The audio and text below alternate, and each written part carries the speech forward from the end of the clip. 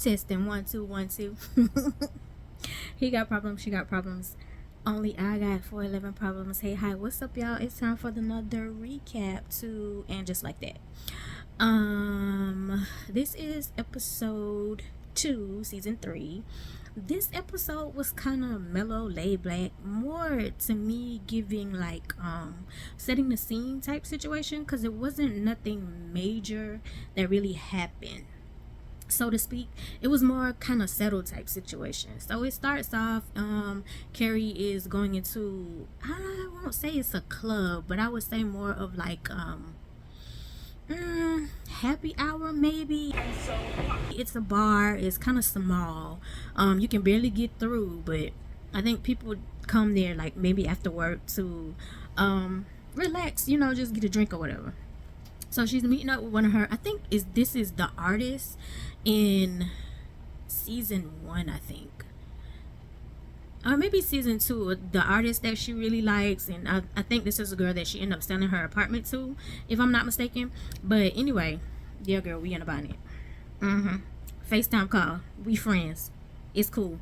Anyway, yeah, so she meets up with her, and she's talking about basically like dating life, and how she was like, oh, I was talking to a psychiatrist. We was texting, and he kind of ghosted me, and like, it's the phone, I'm in a relationship with the phone because I'm swiping and I'm scrolling, and I'm basically, they're trying to relate dating life. Basically, it's like you're not really meeting in face-to-face type situation. It's more of apps and Facebook, Instagram, and however else y'all do the dating situation. So she was basically frustrated about that, and then she threw her phone and hit somebody in the head.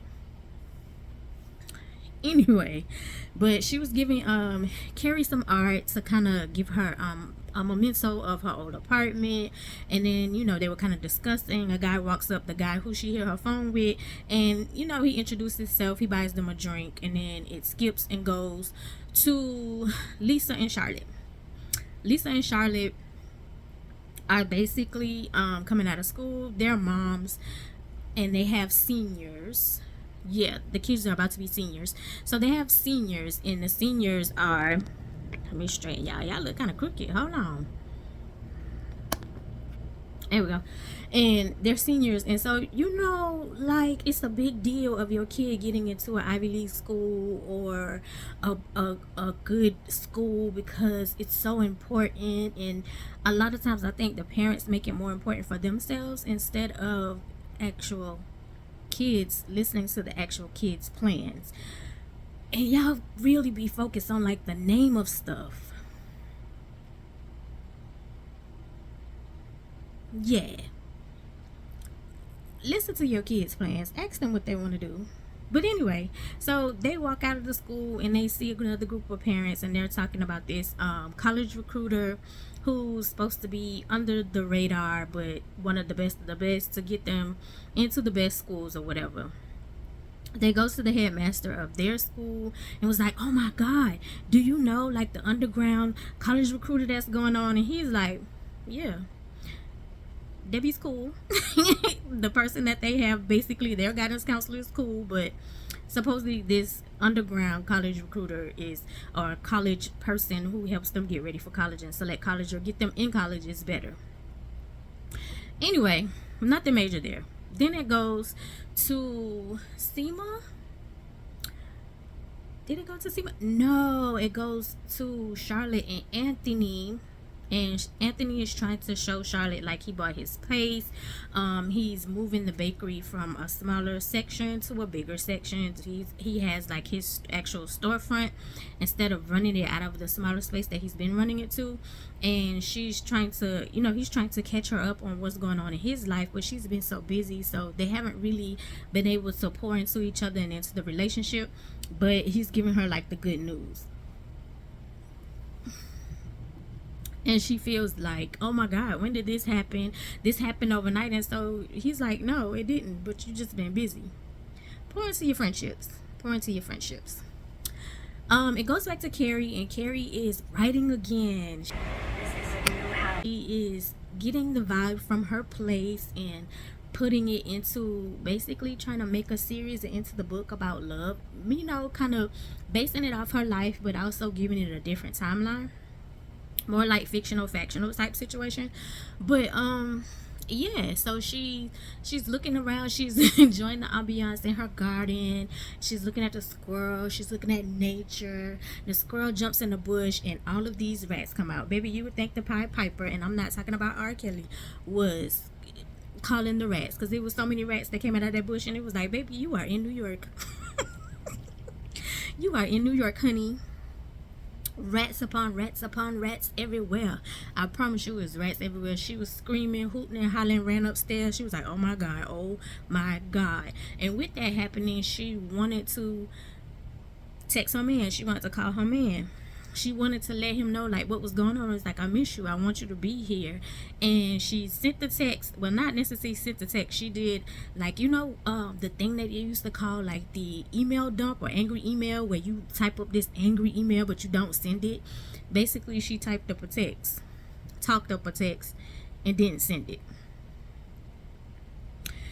Yeah, so she noticed again, like, this no communication type situation thing is not working. But that was some kind of, you know, a little, what's the word I'm looking for, substitute. It was like a substitute for her. It's like I'm almost talking to him but not really, but I'm getting my feelings out type situation. Yeah, stupid.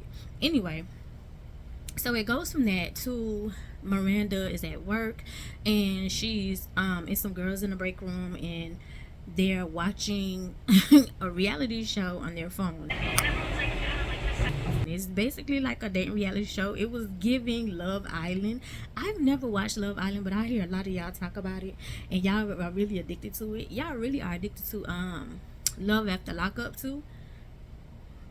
I've never watched those shows, and I'm not hating on y'all. I live vicariously through y'all.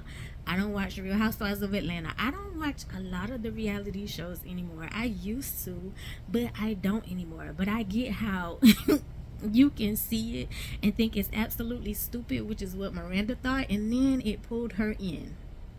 Yeah, sometimes the drama can get you. Now, I'm not gonna front. Love and Hip Hop in the very beginning when it came out, top tier, glued to my seat, especially the one, Love and Hip Hop Atlanta, glued to my seat. New York was good too, but baby, glued to my seat. Now it's like, because everything is so over the top and you don't believe it anymore. It's like real life now is in, or AI, it's like nothing is giving real life, and that's who I'm looking for. The content creators who's giving real life, please. That's who I'm looking for. Anyway, so yeah, Miranda gets pulled into that, and so they kind of go to lunch or whatever, and they're kind of talking about the reality show type situation, and Miranda, like the waitress, ends up like jumping into it, like, yeah, because she watch it too. And it's like, you don't necessarily have to be or have to know somebody personally to relate, or it's like, girl, I watched that too. And then sometimes it ends up being a nice little friendship, not relationship, but you know, you can relate. Anyway, it goes back to Lisa and not Lisa, it goes to Charlotte, and Charlotte is basically, no, it is Lisa and Charlotte. They hunt they hunt down the undercover college recruiter type person that's gonna get them in the best schools. They come up and end up to get a meeting for their kids. They set it up so where their kids can meet this lady at a random, it's not a random place, but like at a random time. It's like you have to cancel practice. Lisa for her son and Charlotte for her daughter, she has to cancel ballet, piano, whatever she doing, because she head over heels. And the dude head over heels for her too, because they really thought like she was just a little delusional, but she really got a dude. Like they really, you know, they really into each other. He a cute little something. Anyway, yeah, they, you know, they let them know like, hey, you got a meeting, so we need you to show up at this time. Cancel all your plans. We hooked it up. So it goes from that to Carrie is surprised by, and she have PTSD from the rats because her cat walks by her foot, she screams, and then Aiden walks in and she screams, so he scares her, and she's like, oh my god, and she's excited to see him. And baby, we love a good surprise visit from our man. We do. We love a good surprise visit. We love to, especially if you got a good man, baby. We love the surprise visits. We love. Again, women have been indoctrinated to fantasize fairy tale type situation. Men too, but women do it more than men. So yeah, he surprises her, and it's nothing like a touch, baby. Phone sex is cool. Texting smut is cool. But baby, your touch is absolutely everything. So he shows up and he calls her easy. He makes a joke because baby, she happy to see her man because that phone sex thing was just wasn't it, and you was drunk. But yeah, so she happy to see her man. They go in the room to celebrate seeing each other for a quick little visit. He flew in for a day because she missed him. So it goes next to what's next? Seema. So Seema is at work. Well, not at work. Seema is talking about basically how her dating life is, and she was basically saying like, I've dated so many men. Like I pretty much, it's only 5 type of men in New York, and I've dated them all basically. So basically, she's saying like, the 5 type of men that's in New York, she can pretty much call them out. So it shows her on her dating scene, and every man, once they talk, like she calling them out. It's like we don't even have to pretend. We don't have to, even go this route. I already know what this is. So on the man who's in a divorce, she was like, we're gonna do this. You're gonna work it out with your wife. You're gonna go home. Oh, the next man, it was, oh, you're tired of your job, you're in your midlife crisis. Like she was literally calling them out like she was a psychic. So she was like, this is not me, it's okay, bye. So her assistant was telling her, like, one of the dudes kept calling and he was like, oh, maybe we got off on the wrong foot and he wanted another chance. And her boss ends up and he was like, I've seen you dated so many men and I think you're ready for the big dog. And so she was like, who's the big dog? What are we talking about here? So he was like, don't worry about it, I'll set you up with Sydney. She thinks, because Sydney is a universal name, that Sydney is a dude. So when Sydney walks up, Sydney is a woman. And so she was like, oh, wait a minute, my boss thinks everybody's gay because he's gay, so I'm so sorry because I'm not a lesbian. And Sydney was like, me either, I'm a matchmaker. We invented. So when the matchmaker sits down, she is reading Seema for filth, basically calling her out. You're not reading her for filth, to be honest. You've gotten everything from the boss pretty much, and it's like, okay, you're gonna have to change who you are if you don't want to be lonely anymore. And that's one thing women cannot stand. It's like, I have to water myself down, I have to down my standards in order to be acceptable for a man. And it's like, baby, maybe he's just not for me, maybe you just don't need to sit at this table. And that's the way Seema was feeling. But then when she got home and she was walking home to an empty house, it was like, okay, well, maybe I'll try to do something different, because the matchmaker was like, you've been doing it your way all this time, try it my way once. Anyway, so we go to Miranda's in her office. She's hooked on the reality show to the point where she's barely doing her work. But an old coworker pops up, comes in to visit, and she's like, hey girl, like, what's been going on? So they end up chatting, visiting, nothing too major. But they go back to the restaurant. Her and Carrie, it's a whole different day. Her and Carrie go back to the restaurant because you're interested in the waitress, right? Because you felt like you and the waitress was giving a vibe when y'all was talking about the reality show. So Carrie was like, oh, let me go to the bathroom, shoot your shot. Baby, she shoot her shot to the waitress. The waitress is not gay. The waitress is married and have kids. And so she was like, I just watched TV, I watched The Walking Dead, and I'm not a zombie. So Miranda, clearly her gaydar is off. Clearly.